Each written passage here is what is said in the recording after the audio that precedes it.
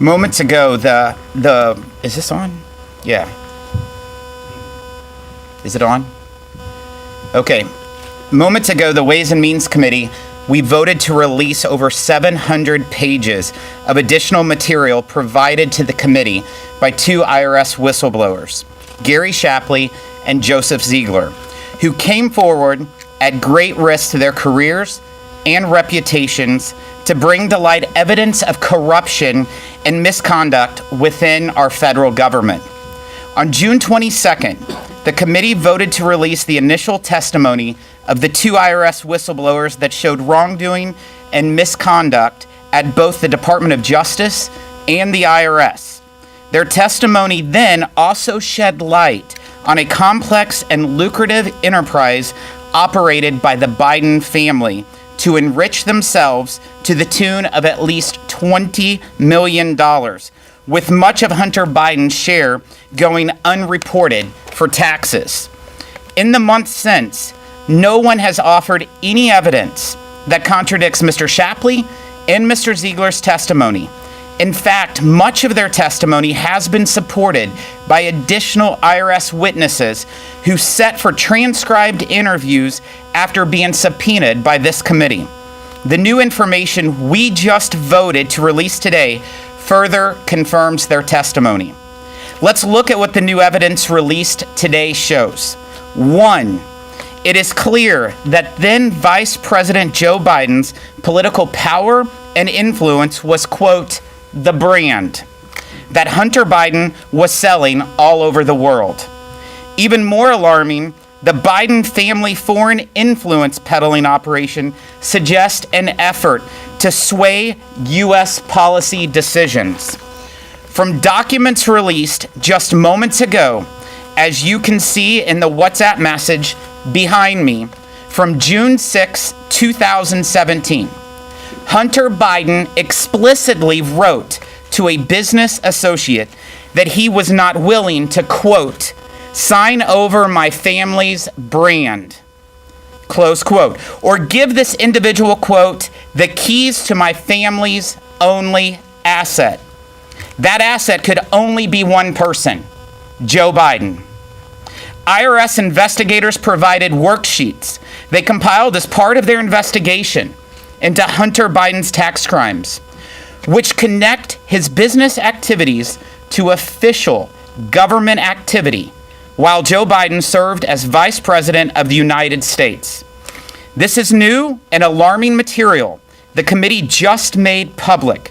The very existence of this file makes it abundantly clear that IRS investigators were concerned there was in fact a connection between Hunter Biden's global influence peddling, Joe Biden, and official U.S. government activity.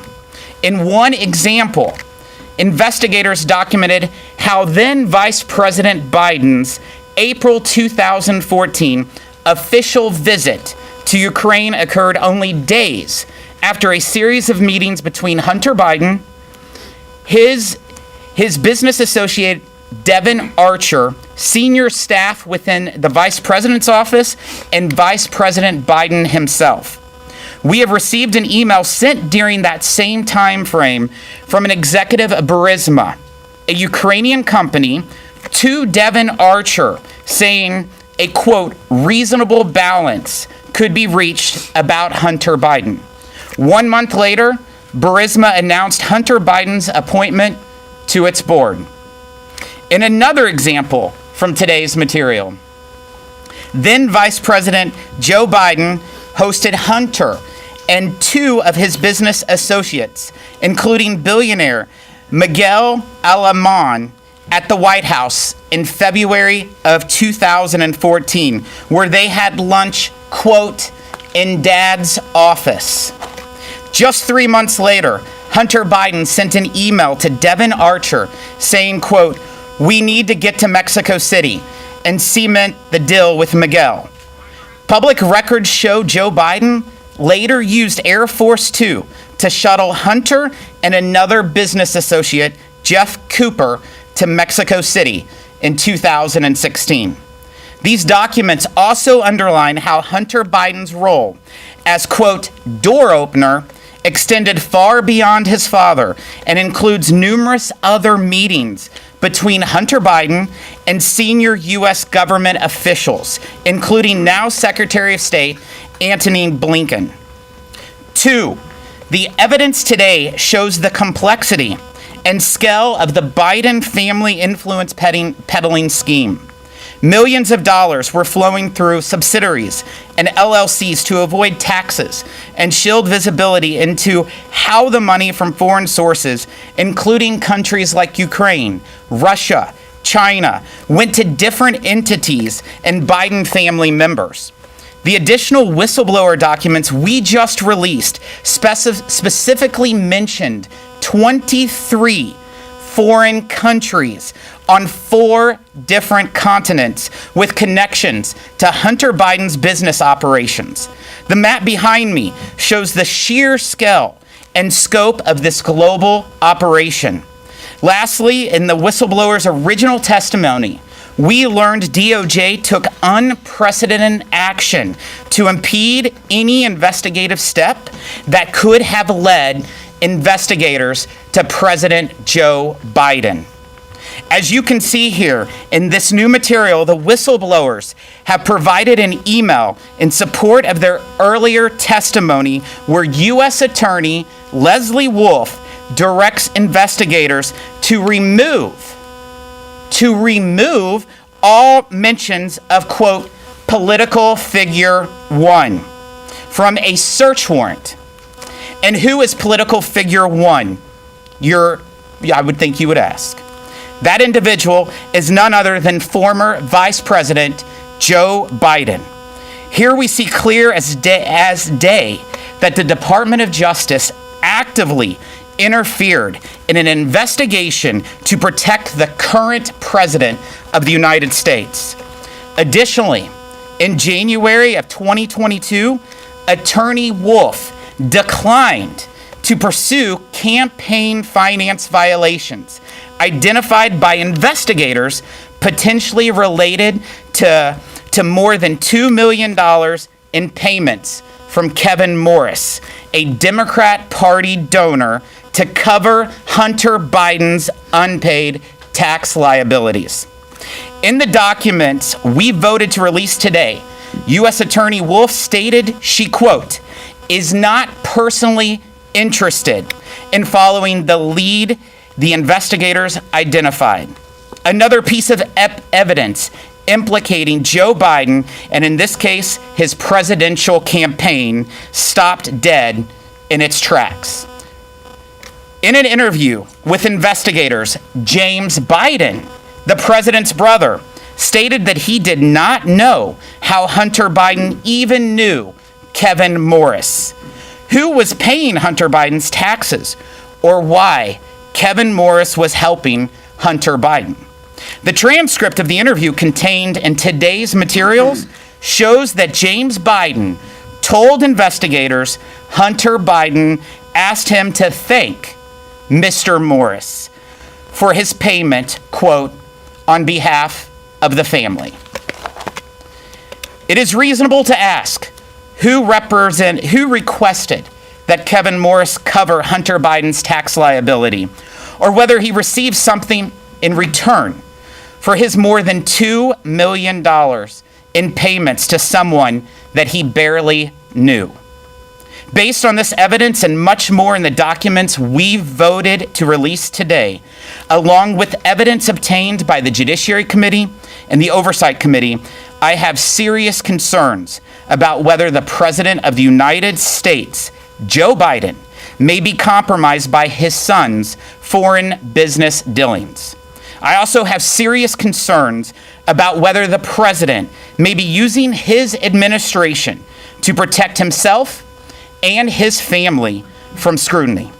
The American people, they have a right to know their elected representatives are not abusing public office to enrich themselves or their families. They also have a right to know if federal law enforcement agencies are holding the powerful and the politically connected to the same standard of justice as everyone else. I will happy to answer your questions at the end, but I'd like to turn it over to Mr. LaHood. Well, thank you, Chairman Smith. I think the information that was released today shows the web of criminality by Hunter Biden and the Biden family and corroborates the information that we received initially from the whistleblowers. I want to make 2 points. One is going back to early June when the decision was made by Chairman Smith and this committee to have the whistleblowers' transcripts released. That was on June 22nd. The notice on that went out on June 19th. On June 20th, remember, a plea was announced in the Hunter Biden case and was presented to a federal judge in Delaware. I will tell you this, as a former federal prosecutor, 99% of plea agreements go through and are approved by the judge. This one was not. Judge Norica in Delaware decided to reject this plea agreement. And what is the basis for rejecting a plea agreement? It's under statute, new and compelling evidence that was revealed. That was put forth in our brief that we submitted to the court and many others. That plea agreement, which is rarely done, was rejected. And if we had not brought that forth, if Chairman Smith and this committee had not done this, Hunter Biden would have already entered that plea agreement to a misdemeanor. And so, again, the information released today continues to corroborate that information that was real. And remember, this was a federal judge that's a Title III judge, lifetime appointment, independent judge. Rejected this, which is rare and never done. Second point that I would make, look at the chronology going back to 2014. We're 9 years into this. Hunter Biden took over $19 million that is corroborated in the evidence released today. 20 different shell companies and LLCs that were a part of this that the whistleblowers brought forth. The statute of limitations was allowed to be waived for taxes in 2014 and 15. I will tell you this as a federal prosecutor, criminal charges are never allowed to lapse. Statute of limitations is never allowed to be waived or to lapse. That was done in this case. Fast forward to when the whistleblowers got involved in this case. As we stand here today, we're 9 years into this, Hunter Biden has still not been charged with anything tax-related. $20 million from at least 7 different countries, LLCs created in 20 different entities, and no indictment today. And what I made the point today is, by the way, you don't get any response from our Democrat colleagues on how that is explainable, how that is even justified. And what infuriates people is the unequal application of the law. And the fact that your last name's Biden or you're connected, you're going to be treated differently. And it was brought up today about President Trump and 91 charges. In the last 18 months, 4 indictments against President Trump in 18 months. We've been 9 years into this, not one indictment by DOJ. That is disturbing to all of us. I invite all of you to read the documents here today. It appears at every level, Joe Biden and his team have stopped DOJ from moving forward and implementing justice. Thank you. Mr. Costello. Thank you, Mr. Chairman. I'm a former United States attorney, and I think that I'm the last Senate-confirmed U.S. attorney in the House of Representatives. What we've seen from the Department of Justice, either slow-walking or deliberately stalling charges or letting charges expire, should be appalling to everybody. I know it certainly is to all of us. First of all, I appreciate the 2 whistleblowers coming forward at the expense of their career, the possibility that their careers could have been ended, because they were also concerned at what they saw as the miscarriage of justice. One person being treated differently than the other, along with the possible involvement of Joe Biden. And if I could, this email that Chairman Smith referred to a moment ago, I want to point a few things out. It is from Leslie Wolf. It is dated August 7th of 2020, about 2 months, 3 months before the election. This BSSW draft SW is search warrant. Draft, I think BS is Blue Star. This is giving permission to have the search warrant executed.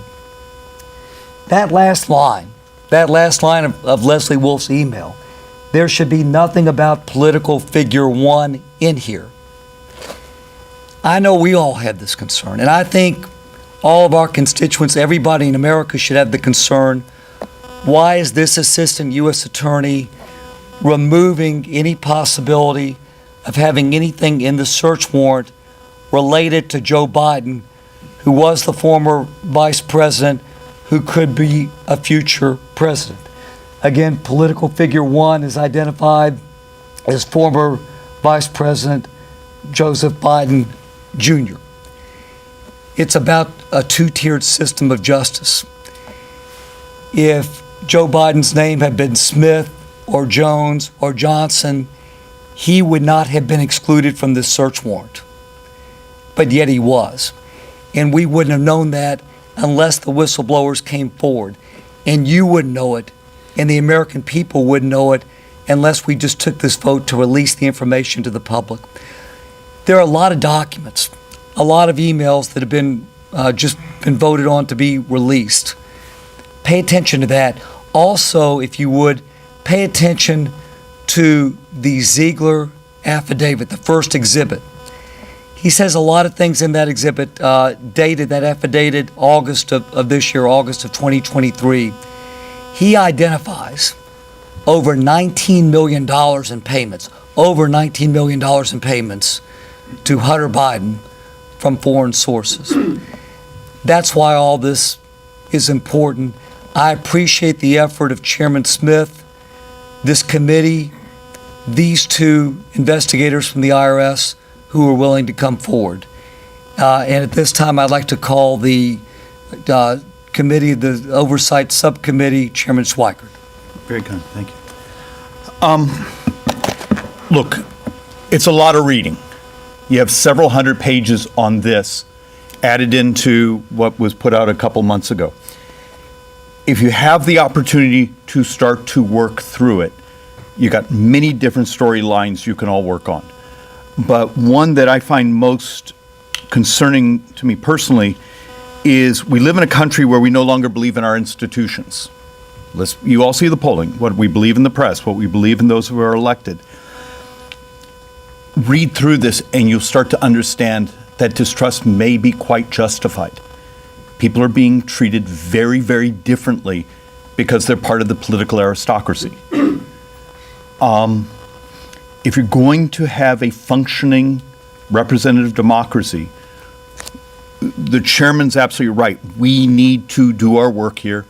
We need to bring sunshine into how differently people in this are being treated. And then maybe once we've exposed that, we can go back to starting to build some trust back in our institutions. But take this seriously, because this is more than just a story about family who's in the White House or who's in the White House itself. It's also how the police bureaucracy, the law enforcement bureaucracy, were willing to block, tackle, change the rules for certain people, something none of you would ever receive.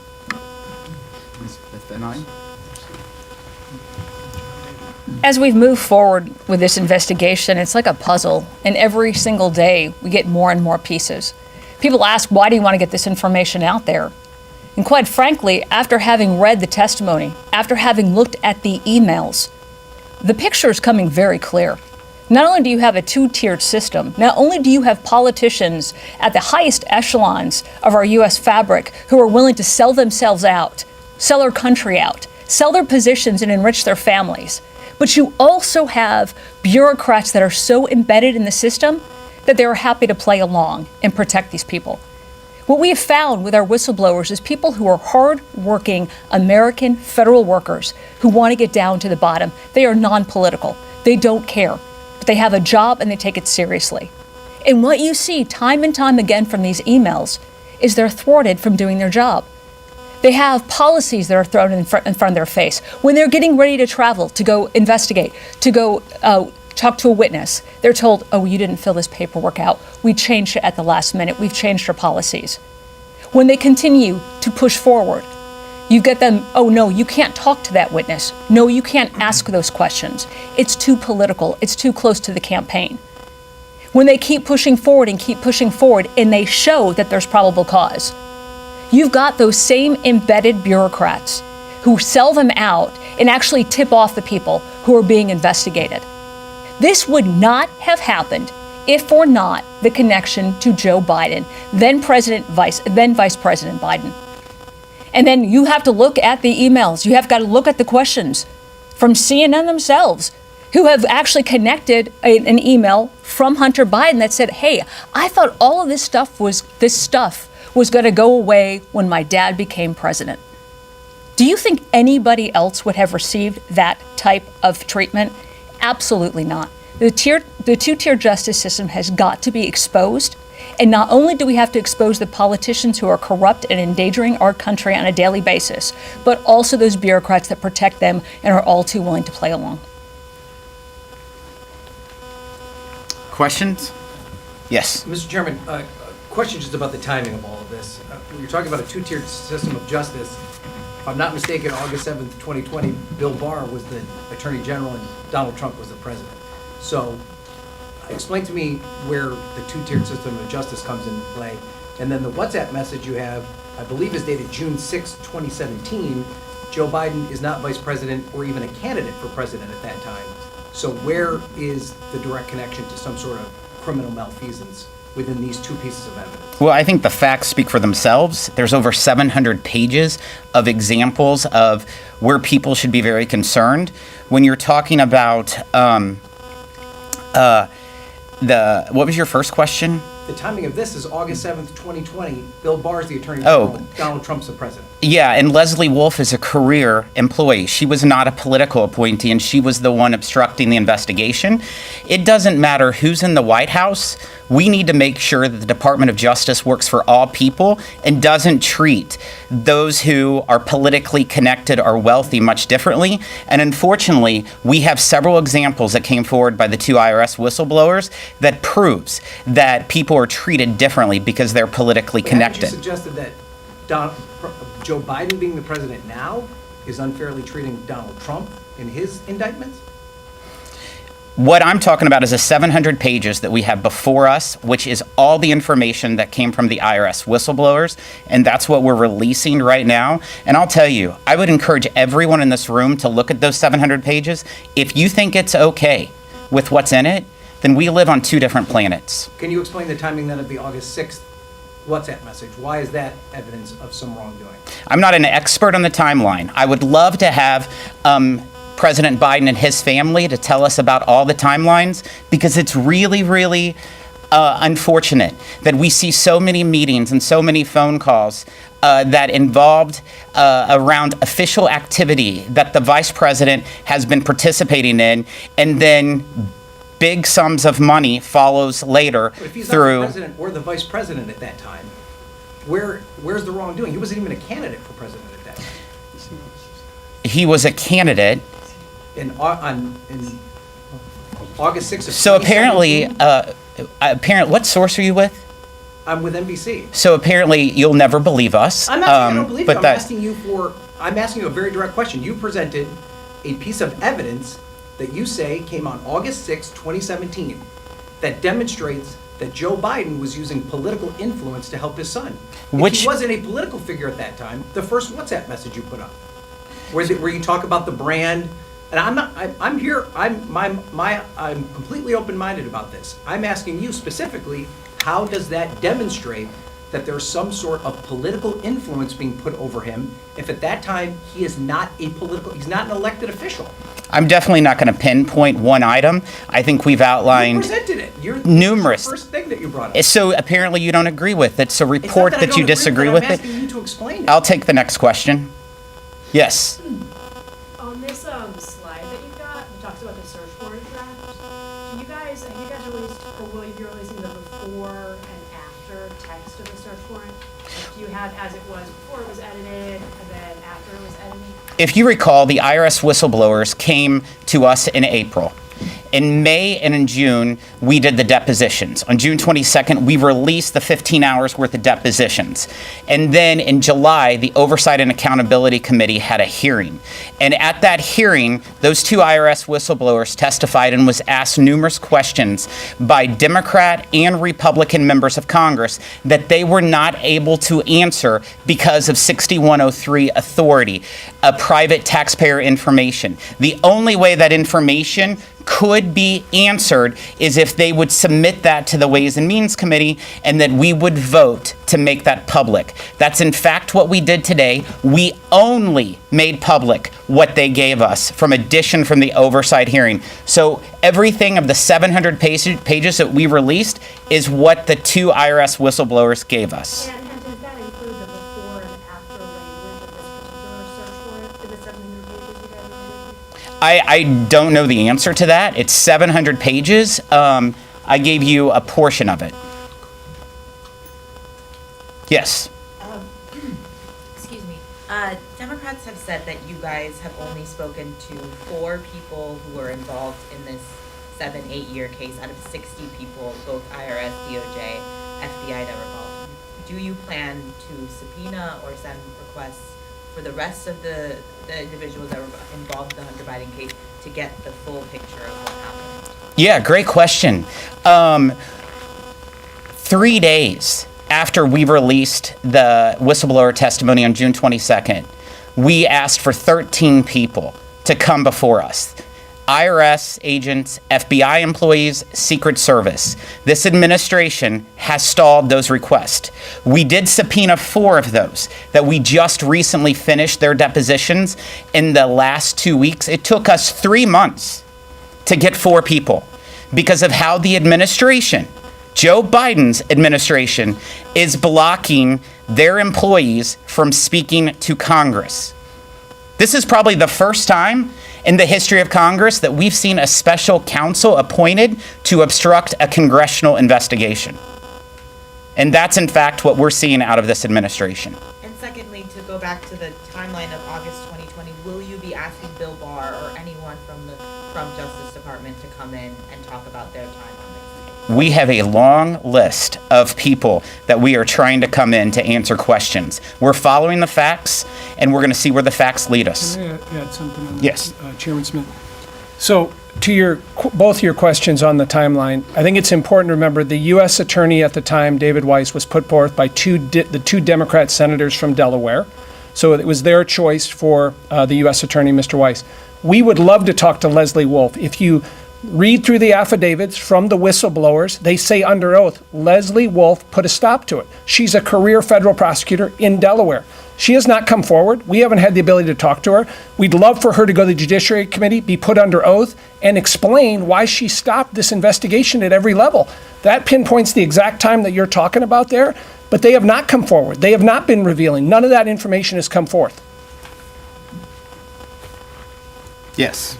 What do you expect the Ways and Means Committee's involvement to be moving forward on the impeachment inquiry? You know, you just used Power 6103. Do you think you would use it again, or would it be through subpoenas? You know, how do you expect that to move forward? You know, we're definitely moving, we're going to follow the facts, like I said. There's several individuals that we want to hear from. Leslie Wolf is one of the 13 that we requested the last week in June. So there's numerous individuals. We're going to continue to push for them to come forward and answer the questions that we have. Yes. On the impeachment hearing tomorrow, you're going to be there. What is it that Republicans are hoping to accomplish with this? What is the goal of this hearing when it doesn't have Hunter Biden associates, when it doesn't have Biden administration officials or somebody like Leslie Wolf, just these experts? What's the point of this particular hearing? There's definitely a lot of questions about what is an impeachment inquiry, what does that encompass, what's going on, and what is precedent in the past. A lot of that, according to what you see as the witnesses, that is what I would predict that you're going to hear at that hearing. I'm not the chairman. Jamie Comer is the chairman of Oversight. I'll be waving on, but that is my projection of what you're going to hear at the hearing. Yes. Mr. Chairman, just your response to this. Shortly after Senate Majority Leader Chuck Schumer announced there was bipartisan support for the Senate's version of a continuing resolution, several Senate Democrats, including Senator Brown of Ohio, today slammed House Republicans' priorities going after this impeachment inquiry after today's press conference with Ways and Means. Your response to, while House Speaker Kevin McCarthy announced that a continuing resolution, he wants to bring it forward, it doesn't appear that they have the votes yet to pass that by the end of the week. Should House Republicans be focusing on these other priorities and not averting a government shutdown? House Republicans can walk and chew gum. We're pretty good at that, and that's exactly what we're doing. I have full faith that we'll be able to deliver funding. I will point out that the United States Senate has yet to pass one appropriations bill. One. They've not even passed one. They said 3 weeks ago that they were going to pass some. We have passed bills. We were here at 12:30 last night voting on appropriations bills. The Senate has not taken one vote on the Senate floor in regards to appropriations. So they can do a lot of talking, but I haven't seen any action of them. Thank you all very much.